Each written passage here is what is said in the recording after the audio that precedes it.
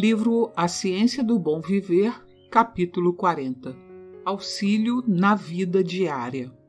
Há uma eloquência mais poderosa do que a eloquência de meras palavras na tranquila e coerente vida do puro e verdadeiro cristão. O que o homem é tem mais influência do que o que ele diz. Os guardas que haviam sido enviados a Jesus voltaram dizendo que jamais homem algum tinha falado como ele, mas o segredo estava em que jamais homem algum tinha vivido como ele viveu. Tivesse sido outra a sua vida e não poderia ter falado como falou. Suas palavras traziam consigo força convincente, porque brotavam de um coração puro e santo, cheio de amor e simpatia, benevolência e verdade. É nosso caráter e experiência que determinam nossa influência sobre o próximo. A fim de convencer os outros acerca do poder da graça de Cristo, devemos ter experimentado o seu poder em nosso próprio coração e vida. O evangelho que apresentamos para a salvação das almas deve ser o evangelho pelo qual nós mesmos sejamos salvos. Só por uma fé viva em Cristo como Salvador pessoal é que se torna possível fazer sentir nossa influência num mundo incrédulo. Se queremos retirar os pecadores da impetuosa corrente, devemos firmar os pés sobre a rocha, Jesus Cristo. A divisa do cristianismo não é um sinal exterior, não consiste em trazer uma cruz ou coroa, mas sim em tudo o que revela a união do homem com Deus. Pelo poder da sua graça, manifestado na transformação do caráter, o mundo será convencido de que Deus enviou seu Filho como Redentor. Nenhuma influência que possa rodear a alma tem mais poder do que a de uma vida abnegada. O mais forte argumento em favor do Evangelho é um cristão que sabe amar e é amável. Para viver tal vida, para exercer tal influência, requer-se a cada passo esforço, abnegação e disciplina. É porque assim não compreendem que muitos tão facilmente desanimam da vida cristã. Muitos que sinceramente consagraram a vida ao serviço de Deus ficam surpresos e desiludidos a encontrar-se, como nunca, rodeados de obstáculos e assediados por provas e perplexidades. Oram para que seu caráter se assemelhe ao de Cristo e se tornem aptos para a obra do Senhor, e contudo são postos em circunstâncias que parecem provocar toda a malícia de sua natureza. São-lhes reveladas faltas de cuja existência jamais haviam suspeitado. Como o Israel de outrora, perguntam: se Deus nos conduz, por que nos sucedem todas essas coisas? Amados, não estranheis a ardente prova que vem sobre vós para vos tentar, como se coisa estranha vos acontecesse. Mas alegrai-vos no fato de serdes participantes das aflições de Cristo, para que também na revelação da sua glória vos regozijeis e alegreis. 1 Pedro 4, 12 e 13.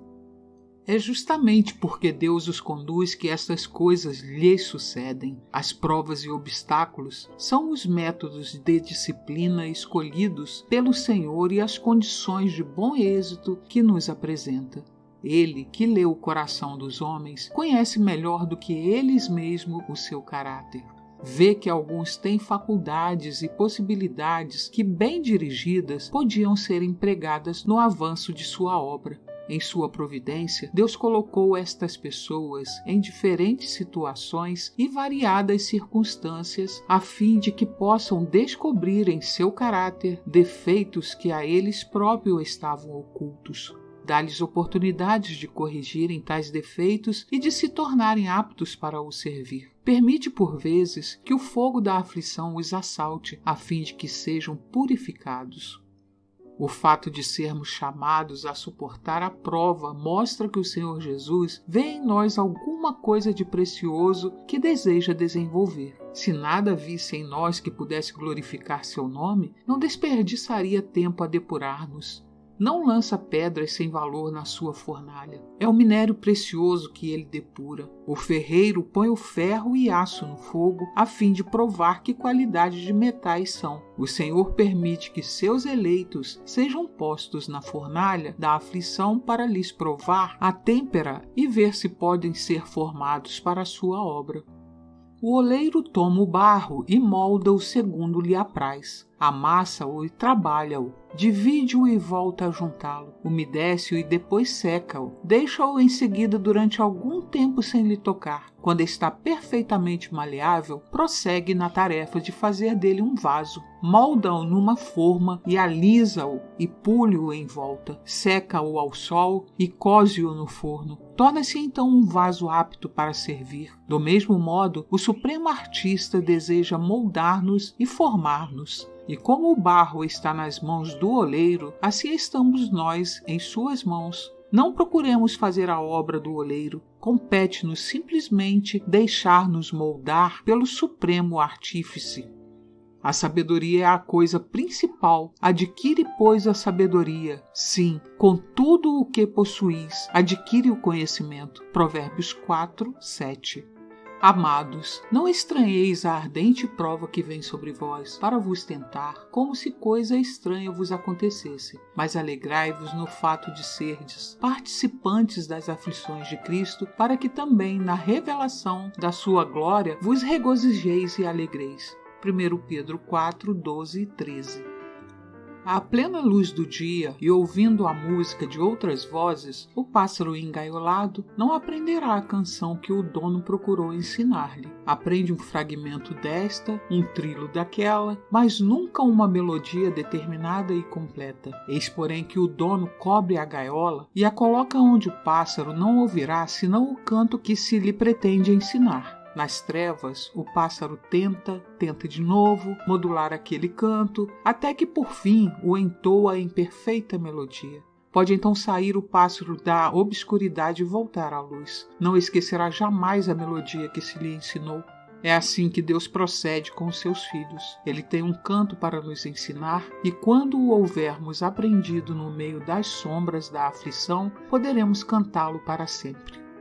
Muitos estão insatisfeitos com a sua profissão, encontram-se talvez no meio incompatível. Seu tempo é ocupado em trabalho vulgar, quando seriam, pensam eles, competentes para responsabilidades mais elevadas. Por vezes seus esforços parecem-lhes não apreciados ou estéreis, e o futuro apresenta-se-lhes incerto.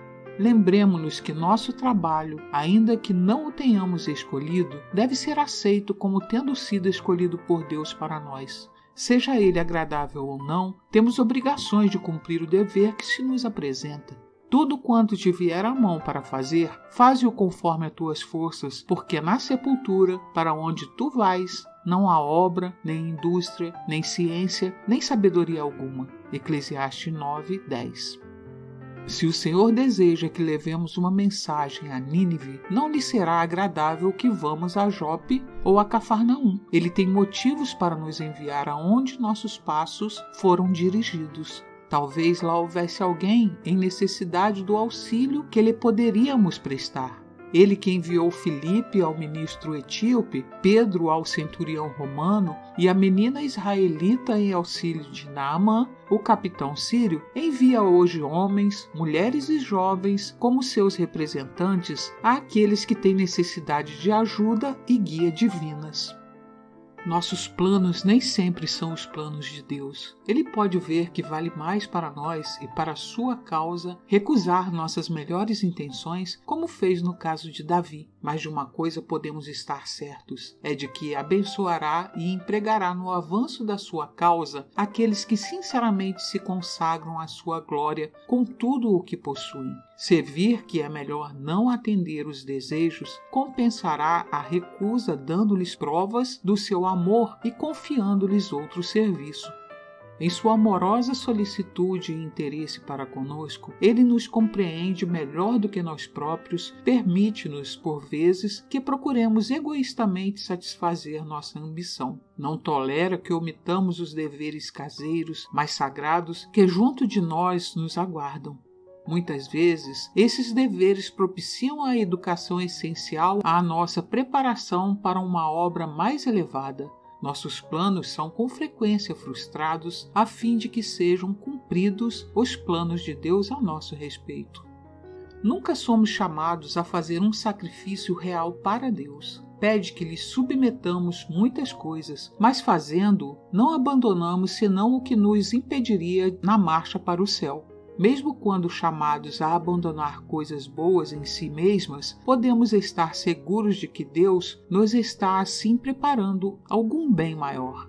Na vida futura, os mistérios que aqui nos inquietaram e desapontaram serão esclarecidos. Veremos que as orações na aparência desatendidas e as esperanças frustradas têm lugar entre as nossas maiores bênçãos. Devemos considerar como sagrado cada dever, ainda que humilde, porque faz parte do serviço de Deus. Nossa oração de cada dia devia ser: Senhor, ajude-me a fazer o melhor que possa. Ensina-me a fazer melhor trabalho. Dá-me energia e ânimo. Faze que eu manifeste na minha vida o amoroso serviço do Salvador. Considerai a experiência de Moisés. A educação que recebera no Egito como neto do rei e futuro herdeiro do trono era esmerada. Nada se omitiu do que se imaginava poder fazê-lo um sábio, segundo a maneira pela qual os egípcios entendiam a sabedoria. Recebeu a mais elevada educação civil e militar. Sentia que estava perfeitamente preparado para a missão de libertar da escravidão a Israel, mas Deus julgou doutra maneira. Sua providência destinou a Moisés 40 anos de experiência no deserto como pastor de ovelhas. A educação que Moisés recebera no Egito foi-lhe de grande auxílio sobre muitos pontos de vista, mas a preparação mais valiosa para o trabalho de sua vida foi a que recebeu quando empregado como pastor. Moisés tinha por natureza um espírito impetuoso. No Egito, como bem-sucedido chefe militar e favorito do rei e da nação, estava acostumado a receber louvor e adulação. Tinha atraído o povo para si. Esperava realizar por suas próprias forças a obra da libertação de Israel. Muito diferentes eram as lições que, como representante de Deus, deveria receber. Conduzindo seus rebanhos pelas montanhas selvagens e pelos verdes pastos dos vales, aprendeu a fé, a mansidão, a paciência, humildade e abnegação. Aprendeu a cuidar dos fracos, tratar dos doentes, procurar os transviados, suportar os turbulentos, vigiar os cordeiros e alimentar os velhos e débeis. Nesta obra, Moisés era atraído para mais perto do bom pastor. Tornava-se intimamente unido ao Santo de Israel. Não projetou mais fazer uma grande obra. Procurava fielmente cumprir, como sob o olhar de Deus, a obra a ele confiada. Via a presença de Deus em tudo o que o rodeava. A natureza inteira lhe falava do ser invisível. Reconhecia-o como Deus pessoal e, meditando sobre seu caráter, compenetrava-se mais e mais no sentido de sua presença. Encontrava refúgio nos braços eternos. Após essa experiência, Moisés ouviu a ordem do céu para trocar o cajado de pastor pela vara da autoridade, deixar o rebanho de ovelhas e encarregar-se da condução de Israel. O divino mandato encontrou-o desconfiado de si próprio, tardo na fala e tímido. Estava estupefato pelo sentimento da sua inaptidão para ser o porta-voz de Deus, mas aceitou essa obra depondo inteira confiança no Senhor. A grandeza dessa missão pôs em exercício as mais altas faculdades de seu espírito. Deus abençoou a sua pronta obediência e Moisés tornou-se eloquente, esperançoso e de espírito equilibrado, preparado para a maior obra jamais confiada aos homens. Dele foi escrito: e nunca mais se levantou em Israel profeta algum como Moisés, a quem o Senhor conhecera face a face. Deuteronômios 34:10. Porque nem do Oriente, nem do Ocidente, nem do deserto vem a exaltação, mas Deus é o juiz. A um abate e a outro exalta. Salmos 75, 6 e 7. Os que têm a impressão de que seu trabalho não é apreciado e que desejam uma posição de maior responsabilidade, considerem que nem do Oriente, nem do Ocidente, nem do deserto vem a exaltação, mas Deus é o juiz. A um abate e a outro exalta. Salmo 75, 6 e 7. Cada homem tem o seu lugar no plano eterno do céu. Ocuparmos esse lugar depende de nossa fidelidade em cooperar com Deus. Necessitamos evitar a compaixão de nós mesmos. Nunca alimenteis a impressão de que não sois estimados como deverias, que os vossos esforços não são apreciados e que o vosso trabalho é demasiado penoso. A lembrança de que Jesus sofreu por nós reduza ao silêncio todo pensamento de murmuração. Somos tratados melhor do que foi nosso Salvador. E procuras tu grandezas? Não as busques. Jeremias 45:5. O Senhor não dá lugar na sua obra aos que têm maior desejo de alcançar a coroa do que de transportar a cruz. Deseja homens que pensem mais em cumprir o dever do que em receber recompensas. Homens que sejam mais amantes dos princípios do que de promoção. Os que são humildes e fazem seu trabalho como diante de Deus podem não ter tanta aparência como os que estão cheios de agitação e importância própria, mas seu trabalho vale mais. Muitas vezes, os que fazem grande demonstração chamam a atenção para si mesmos, interpondo-se entre os homens e Deus, e seu trabalho experimenta insucesso. A sabedoria é a coisa principal. Adquire, pois, a sabedoria. Sim, com tudo o que possuis, adquire o conhecimento. Exalta-a, e ela te exaltará, e abraçando-a tu, ela te honrará. Provérbios 4, 7 e 8. Porque não tem a determinação de se dominar e reformar, muitos tornam-se estereotipados numa errada maneira de agir. Mas não deve ser assim. Podem cultivar suas faculdades de maneira a produzirem a melhor espécie de trabalho e então serão continuamente procurados, serão apreciados segundo o seu valor.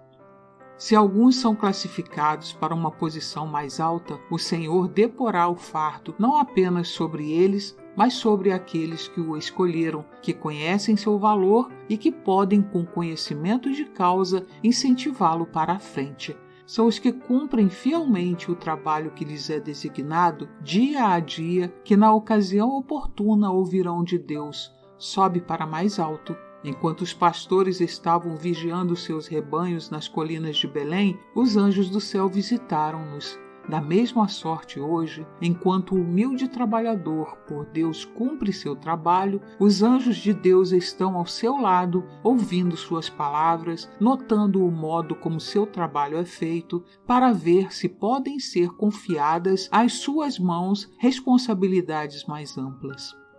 Não é pelas riquezas, educação ou posição que Deus avalia os homens. Avalia-os pela sua pureza de intenção e formosura de caráter. Olha para averiguar em que medida possuem o seu espírito e até que ponto sua vida revela semelhança com a sua. Para ser grande no reino de Deus, é preciso ser como a criancinha em humildade, simplicidade de fé e pureza de amor. Bem sabeis, disse Cristo, que pelos príncipes dos gentios são estes dominados e que os grandes exercem autoridade sobre eles. Não será assim entre vós, mas todo aquele que quiser entre vós fazer-se grande, seja vosso serviçal. Mateus 20, 25 e 26. Entre todos os dons que o céu pode conceder aos homens, a comunhão com Cristo em seus sofrimentos é o que traz maior peso de esperança e mais elevada honra. Nem Enoque, que foi transladado ao céu, nem Elias, que subiu num carro de fogo, foram maiores nem mais honrados do que João Batista, que pereceu sozinho num cárcere. A vós vos foi concedido, em relação a Cristo, não somente crer nele, como também padecer por ele. Filipenses 1, 29. Muitos são incapazes de fazer planos definidos para o futuro. Sua vida é incerta. Não podem discernir o termo dos acontecimentos e isso enche-os por vezes de ansiedade e inquietação. Lembremo-nos de que a vida dos filhos de Deus no mundo é uma vida de peregrinos. Não temos sabedoria suficiente para planejar nossa vida. Não nos compete determinar o futuro. Pela fé, Abraão, sendo chamado, obedeceu, indo para um lugar que havia de receber por herança e saiu sem saber para onde ia. Hebreus 11, 8. Porque o Senhor Deus é um sol e escudo. O Senhor dará graça e glória. Não negará bem algum aos que andam na retidão. Salmos 84, 11. Cristo, na sua vida sobre a terra, não fez planos para si mesmo. Aceitou os planos de Deus a seu respeito e, dia após dia, o Pai lhes fazia conhecer. De tal maneira devíamos depender de Deus que nossa vida pudesse ser a simples realização de sua vontade. Confiando-lhe nossos caminhos, Ele dirigirá nossos passos. Muitos desejam um futuro brilhante, sofrem um desastre completo. Deixai que Deus faça os seus planos para vós. Como criancinhas, confiai-vos à guia daquele que guarda os pés dos seus santos. 1 Samuel 2, 9. Deus não conduz jamais seus filhos de maneira diferente da que eles escolheriam se pudessem ver o fim desde o princípio e discernir a glória do propósito que estão realizando como seus colaboradores. Quando Cristo chamou os discípulos para o seguirem, não lhes ofereceu nenhuma perspectiva sedutora nessa vida. Não lhes fez promessas de ganho, nem de honras mundanas, e eles, por sua vez, nada estipularam quanto ao que haviam de receber. A Mateus, quando estava sentado na alfândega, o Salvador disse: "Segue-me." E ele, deixando tudo, levantou-se e o seguiu. Lucas 5, 27 e 28. Mateus não pediu, antes de prestar seus serviços, um salário certo, igual à quantia que recebia na sua precedente ocupação. Nem questionar, nem hesitar, seguiu a Jesus. Bastava-lhe poder estar com o Salvador, a fim de ouvir suas palavras e de se unir à sua obra. Portanto, és inexcusável quando julgas, ó homem, quem quer que sejas, porque te condenas a ti mesmo naquilo em que julgas o outro, pois tu, que julgas, fazes o mesmo. Romanos 2, 1. Quando Jesus pediu a Pedro e seus companheiros que o seguissem, imediatamente abandonaram os seus barcos e redes. Alguns desses discípulos tinham amigos que contavam com eles para a sua subsistência, mas quando receberam o convite do Salvador, não hesitaram nem inquiriram: "Como viverei e sustentarei a minha família?" Foram obedientes ao chamado, e quando mais tarde Jesus lhes perguntou: "Quando vos mandei sem bolsa, alforjes ou sandálias, faltou-vos porventura alguma coisa?" Eles responderam: "Nada." Lucas 22, 35. Hoje o Salvador chama-nos para a sua obra, como chamou Mateus e João e Pedro. Se nosso coração estiver tocado pelo seu amor, a questão da recompensa não será a mais importante para o nosso espírito. Regozijar-nos-emos por ser colaboradores de Cristo e não recearemos contar com sua solicitude.